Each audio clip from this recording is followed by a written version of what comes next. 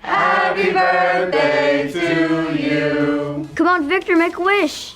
Yeah, Victor, you can wish for anything. Intergenerational tension, homophobic relatives, a nonstop parade of cringeworthy moments between your friends, family, and this douche nozzle. The first 4 episodes of Love, Victor have afforded our hero the space to explore his relationships with his family, his besties, his girlfriend, and his crush separately. But where's the fun in that? The writers trap Victor in the same space with people who all have conflicting ideas about who he is. This creates an unrelenting pressure cooker that forces him to start confronting the truth about who he really is. Sucks all around for him, but for us watching at home, it's pure tres leches. But if you're Victor, why even throw a party for yourself at all, right? I mean, your family's on the outs, you and your girlfriend just started going out, and you're not sure if you need to come out. Maybe it's best to lay low. It seems like the birthday boy would prefer to do exactly that, but he chooses to put his family's wishes over his own thanks to a key part of his identity, the need to be the best little boy in the world. Coined by author Andrew Tobias in his autobiography of the same name, the term describes a personality makeup in which a closeted queer person deflects from their hidden sexuality with a persistent need to achieve, behave, fix, and keep the peace. Who wants pancakes? This tendency to hide shame with perfection appears to hum along the undercurrent of Victor's choices, especially when it comes to his efforts to unite his family. Let's throw the party. Really? And placate his mother's anxieties by living up to her idealized notion of him. You're always saving the day. And his need to be the golden boy of the Salazar household is only compounded by his and Pilar's upbringing as the grandchildren of immigrants, forever caught between the traditions bestowed upon them by their Colombian and Puerto Rican lineage on one hand, and the pressures to assimilate into American culture on the other. So many queer people who hail from a family of immigrants, including yours truly, grew up with this tension, and we can tell you that when you're a teenager, it's a special kind of powder keg whenever your family who grew up in one culture would commingle with your friends from another. Even when everyone's getting along, Great mustache, by the way. Thank you. you're left walking around playing party host, monitoring the tension like a human seismograph, and wondering, just when are things going to crumble?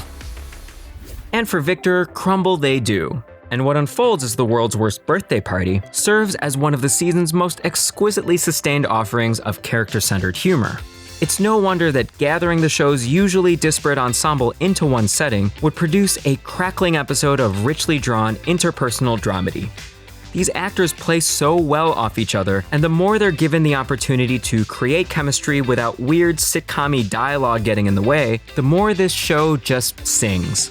This is an episode that takes pleasure in small, almost granular bits of comedy that place trust in the naturalism of the actors' performances to immerse us in the emotional reality of any given moment. Victor's allowed to use the stove. Eat your pancakes.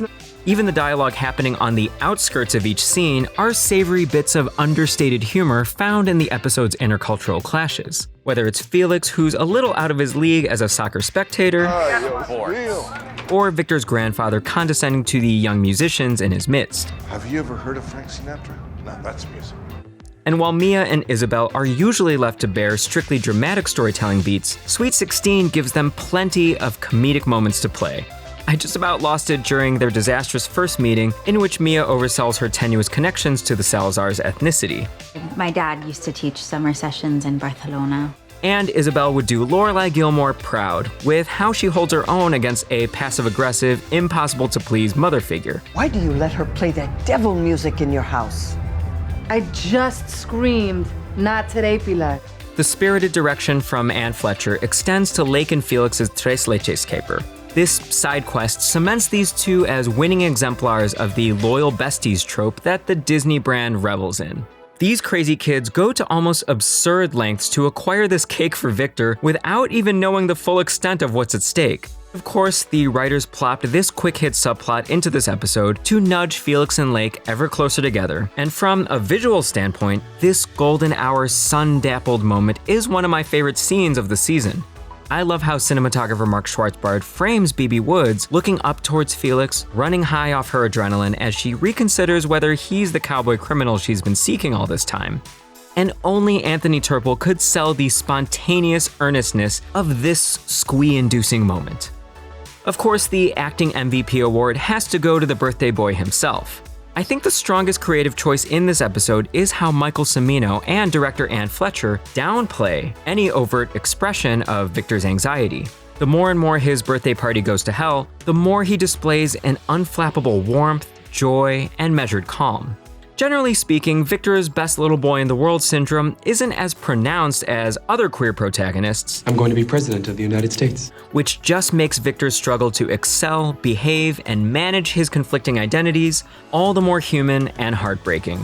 Cimino and Fletcher contrast Victor's outward stability with our knowledge of his inner turmoil, and in doing so, they present Victor as someone who's gotten quite expert at feigning a grand show of smiling well-adjustment, and we fear for him because it's clear that this coping mechanism can't possibly withstand the test of time. Sooner or later, something or someone will show up and shatter it to pieces. And here comes that someone now. The fuse that lights the powder keg shows up in the form of Benji and his boyfriend Derek.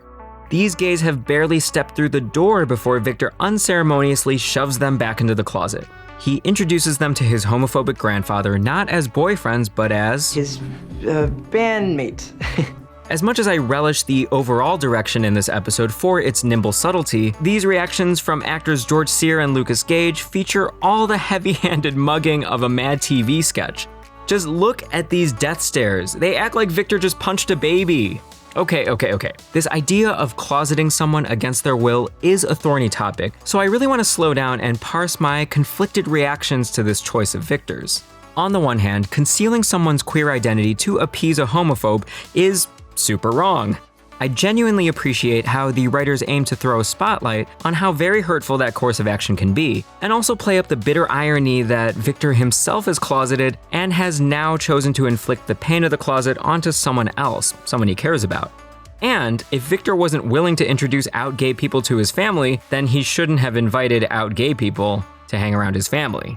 On the other hand, it was Lake who invited Benji, and Benji all but invited Derek. So the invite list kind of got away from Victor, and I understand his need to try to corral the situation. That these two display zero sympathy for Victor's delicate position on his birthday is more than a little far-fetched. Anyway, the pressure cooker finally erupts when Grandpa Homophobe catches Benji and Derek in a little G-rated smooch and reacts like he just stumbled onto a Sean Cody set covered in lube and poppers. What if your little brother sees them? The best little birthday boy in the world risks it all and tears into his grandparents, choosing to stick up for his friends, well, his crush and his secretly sworn nemesis. I adored this climax because it's so Disney, yet so earned. Victor's grand hilltop speech is the confrontation that every gay kid wishes they could deliver to their homophobic relatives, and it's even further wish fulfillment that Victor's parents and sister choose to support him in the moment. But thanks to the careful writing, credited in this episode to Sheila Lawrence, Victor's yay raw monologue feels satisfying because we understand how he was pushed to that moment.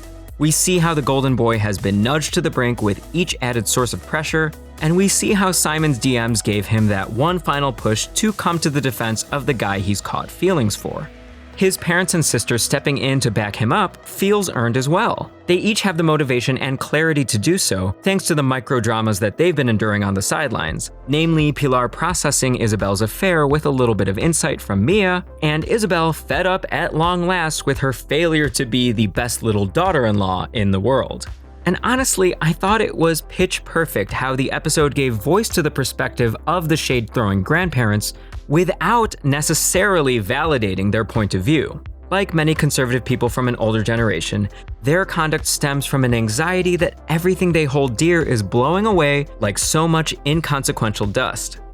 I think it's crazy odd that the edit fails to cut back to Victor's friends during this big family blowout. Given that this whole episode played on the tension between Victor's friends and family coming together, I wish the story had made more of a definitive point of showing us how his friends react in this moment, whether they attempt to step in to help, stay awkwardly put, or excuse themselves altogether.